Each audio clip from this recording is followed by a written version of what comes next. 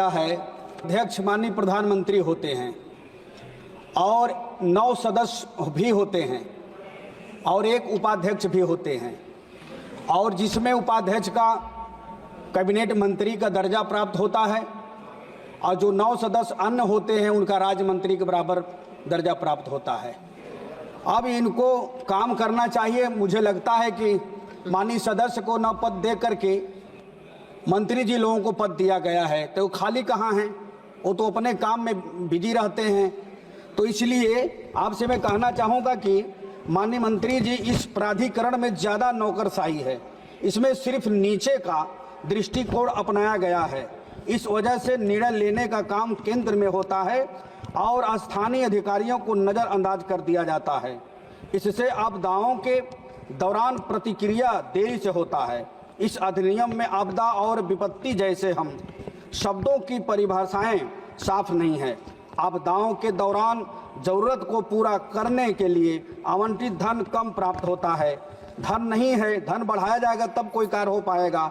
इससे प्रक्रिया और रिकवरी में देरी होती है। आपदा प्रवण क्षेत्र की घोषणा का प्रावधान नहीं है। इस अधिनियम में आपदा प्रवण क्षेत्र की घोषणा के प्रावधान का अभाव है।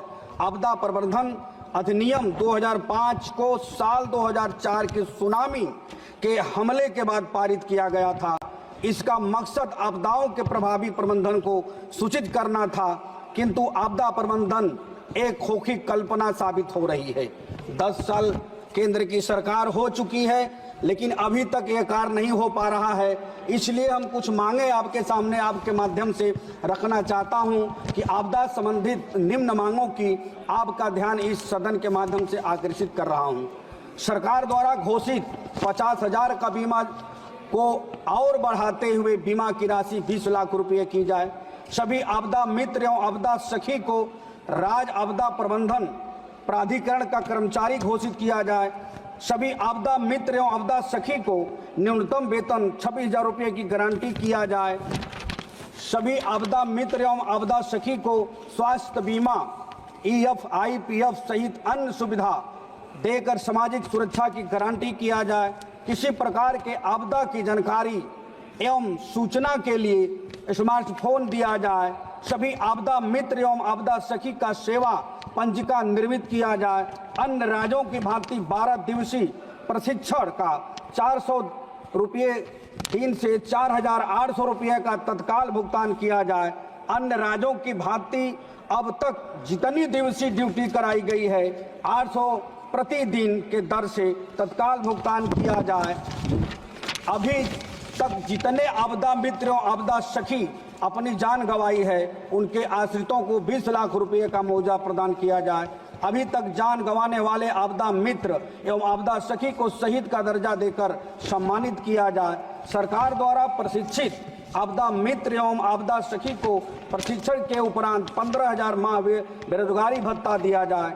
आपदा जागरूकता, आपदा कार्य अन्य माध्यमों से सरकार संचालित कर रही है, उसे आपदा मित्र एवं आपदा सखी के माध्यम से संचालित किया जाए।